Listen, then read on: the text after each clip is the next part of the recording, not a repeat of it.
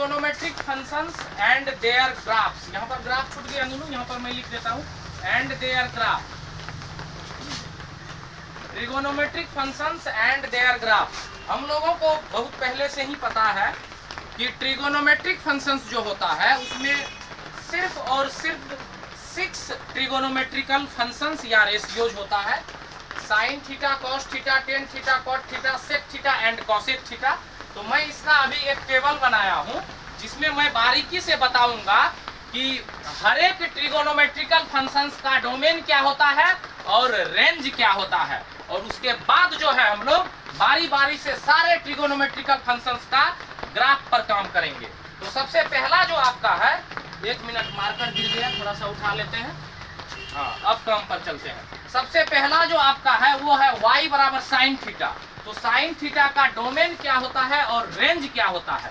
Domain का मतलब होता है नुनू एक्स एक्सिस पर साइन थीटा किस तरह से चलेगा, और रेंज का मतलब होता है कि साइन थीटा का ग्राफ जो होगा वो y एक्सिस पर किस तरह से चलेगा।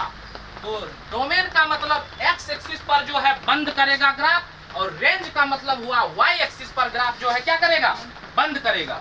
अब यहाँ से हम लोग डोमेन लिखने जा रहे हैं। साइन थीटा का जो आप लोग ग्राफ ड्रॉ करिएगा, कुछ इस तरह से ग्राफ आएगा बाबू, इस तरह से ग्राफ आप लोगों का जो है आएगा, और वो जो होगा x एक्सिस पर माइनस इंफिनिटी से प्लस इंफिनिटी तक जाएगा। तो बताइए, तो डोमेन जो आपका हो जाएगा वो ऑल रियल नंबर हो जाएगा, यानी कि x बिलोंग्स टू r हो जाएगा। यानी कि r मतलब होता है set of all real values. तो आपका जो फंक्शन y बराबर साइन थीटा है, इसका जो आपका डोमेन हो जाएगा वो r हो जाएगा। और r का मतलब क्या होता है, माइनस इंफिनिटी से लेकर प्लस इंफिनिटी। यहाँ तक समझ में आ गया सबको? माइनस इंफिनिटी एकदम बोलना है कि समझ में आ गया, नहीं तो एकदम खुल कर बोलना है। समझ में आ गया बाबू? माइनस इंफिनिटी से प्लस इंफिनिटी के बीच में जो होता है डोमेन होता है, और जिसको आर कहा जाता है, यानी कि कैपिटल आर। कैपिटल आर मतलब बड़ा आर, और कैपिटल आर जो होता है नोटेशन होता है आपको किसका, रियल नंबर का। रियल नंबर का नोटेशन कैपिटल आर होता है, जिस तरह से इंटीजर का नोटेशन कैपिटल आई और कैपिटल जेड होता है, उसी तरह से आपका जो है दुनिया का टोटल रियल नंबर का नोटेशन कैपिटल आर होता है। कैपिटल आर में तो सब आ गया, इंटीजर, फ्रैक्शन सब आ गया, टोटल आ गया। क्योंकि ये एक्स एक्सिस पर है, और इसका रेंज जो होता है नुनू वो होता है -1 से बड़ा या -1 के बराबर, और यहाँ पर 1 से छोटा या 1 के बराबर। यानी कि साइन थीटा का डोमेन ये हो गया और रेंज ये हो गया। अब हम बात करते हैं कॉस थीटा का। कॉस थीटा का जो डोमेन होता है वो r होता है, या इसका भी माइनस इंफिनिटी से प्लस इंफिनिटी।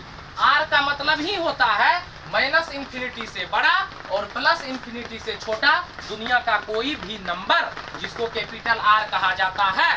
तो आपका कॉस थीटा का जो ग्राफ आप लोग ड्रॉ करिएगा, यहाँ पर मैं छोटा सा अभी एक नोटेशन बता देता हूँ कि कॉस थीटा का ग्राफ किस तरह से जाएगा, ठीक है। फिर बारीकी से सारे ग्राफ्स को अलग अलग बनाकर एक वीडियो बनेगा, जिससे आप लोगों को जो है YouTube पर कभी भी आप लोग सर्च मारोगे, सावन सर मैथमेटिक्स क्लासेस के नाम से YouTube पर चैनल है, और आप लोगों को हर एक वीडियो अलग अलग टॉपिक में मिल जाएगा।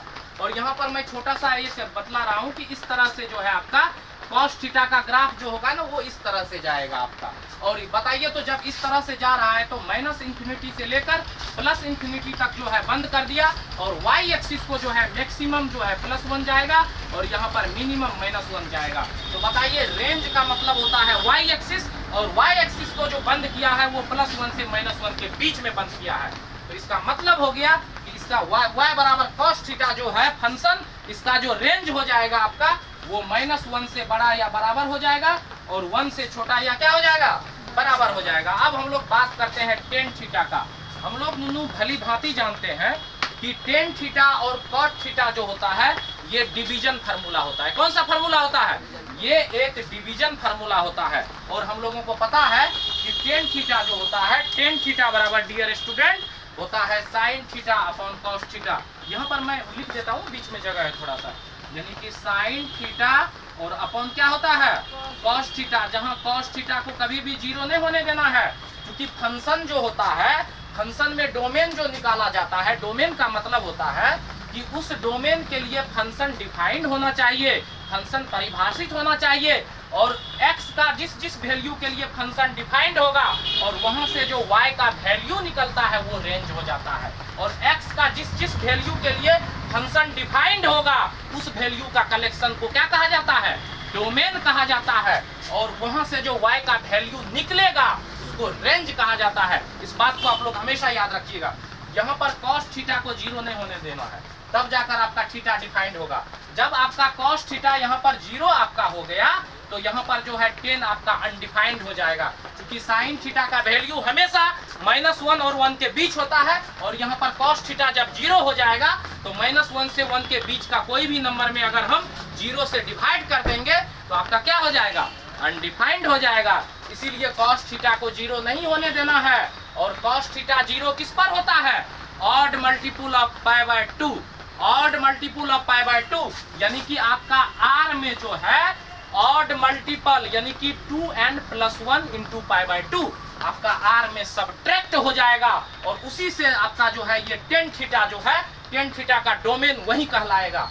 तो यहाँ से आपका क्या हो जाएगा, r - 2n + 1 × पाई बाय 2। इस पर जो है, इस पर फंक्शन डिफाइंड होगा। इसका वैल्यू यहाँ पर रखने के बाद y का जो वैल्यू आएगा वो आपका रेंज हो जाएगा, और tan थीटा का जो रेंज होता है, आप ये वैल्यू जब x के जगह यानी थीटा के जगह रखेंगे तो y का जो वैल्यू निकलेगा वो आपका निकलेगा -∞ से बड़ा और +∞ से छोटा। इसीलिए आपका रेंज जो होता है tan थीटा का वो होता है -∞ और +∞ के बीच। यहाँ पर मैं लिख देता हूँ, -∞ से जो है बड़ा होगा और +∞ से छोटा होगा, और ये आपका रेंज कहलाएगा किसका, tan थीटा का। अब मैं बात करता हूँ cot थीटा का, और cot थीटा भी डिवीजन फार्मूला है, ये हम लोग पहले से ही जानते हैं। और cot थीटा बराबर क्या होता है दोनों, cos theta by sin theta, छोटा सा लिख देता हूँ, cos theta by sin theta. अब यहाँ पर फिर वही कहानी, साइन थीटा को जो है जीरो नहीं होने देना है, और साइन थीटा को जीरो नहीं होने देना है। ध्यान से सुनना पीछे वाले स्टूडेंट, साइन थीटा को जो है जीरो नहीं होने देना है, और साइन थीटा जीरो किस पर होता है, साइन n पाई, साइन n पाई। हम लोग को ये फार्मूला पहले से पता है कि साइन n पाई जीरो होता है जहां n belongs to set of all integers होता है, यानी कि n पाई पर जो है जीरो हो जाएगा, और साइन थीटा को जीरो नहीं होने देना है, क्योंकि cos theta by sine theta अगर साइन जीरो हो गया तो अनडिफाइंड हो जाएगा। इसीलिए आपका क्या करना है, डोमेन तो set of all real number होता है, और उसमें जो है आपका n पाई पर जीरो हो रहा है तो n पाई उसमें घट जाएगा, यानी कि आपका r - n pi where n belongs to integer. ये आपका जो है क्या हुआ, डोमेन हुआ किसका, आपका जो है डोमेन हो गया cot थीटा का। ये आपका cot थीटा का जो है डोमेन हो गया। अब इसका रेंज फिर वही कहानी, -∞ से बड़ा और +∞ से छोटा, ये आपका जो है रेंज हो गया। अब हम लोग बात करते हैं सेक थीटा का। सेक थीटा में फिर वही कहानी, 1 बटा कितना होता है, cos थीटा, और यहाँ पर cos थीटा को फिर जीरो नहीं होने देना है, और cos थीटा जीरो किस पर होता है, odd multiple of pi by 2, और cos थीटा क्या होता है, जीरो होता है। तो यहाँ से फिर वही कहानी, आपका जो है r में घट जाएगा 2n + 1 × पाई बाय 2, और इसका जो आपका रेंज हो जाएगा, cos थीटा के बारे में यहाँ पर देखिए, cos थीटा का होता है -1 या -1 से बड़ा और 1 से छोटा या 1 के बराबर। तो बताइए जब cos थीटा का ये है तो यहाँ तो सेक है ना, तो सेक का क्या हो जाएगा, मैं इससे इधर और इससे इधर और इससे इधर, ट्रिक है। तो बताइए -∞ से -1 और 1 से ∞, ये आपका जो है सेक का हो जाएगा, उल्टा हो जाता है। इसका क्या हो जाएगा, -∞ से -1 और मतलब यूनियन, और 1 से जो है आपका ∞, ये आपका हो गया सेक थीटा का जो है आपका ये डोमेन है और ये रेंज है। अब हम लोग कॉसेक थीटा में चलते हैं। कॉसेक थीटा का होता है 1 बटा साइन थीटा, और यहाँ पर भी आपका साइन थीटा जो है कभी भी जीरो नहीं होगा, और साइन थीटा जीरो कब होता है, जब n पाई होता है। तो यहाँ पर r - n पाई हो जाएगा, जहां n बिलोंग्स टू i हो जाएगा। और इसका भी जब आप रेंज का बात करिएगा तो सेम वही वाला होगा, क्योंकि यहाँ पर साइन में क्या होता है रेंज, फिर वही होता है तो रेंज सेम हो जाएगा, यानी कि -∞ से -1 हो जाएगा। और का मतलब यूनियन, मतलब और भी लेना है हमको, क्या लेना है, 1 से लेकर ∞ तक। Thank you dear student. आप लोग जो है सावन सर मैथमेटिक्स क्लासेस को अवश्य सब्सक्राइब करें और दोस्तों को शेयर करें, और इसी तरह से आपको हर एक वीडियो आपको यूट्यूब चैनल पर मिल जाएगा। Thank you dear student.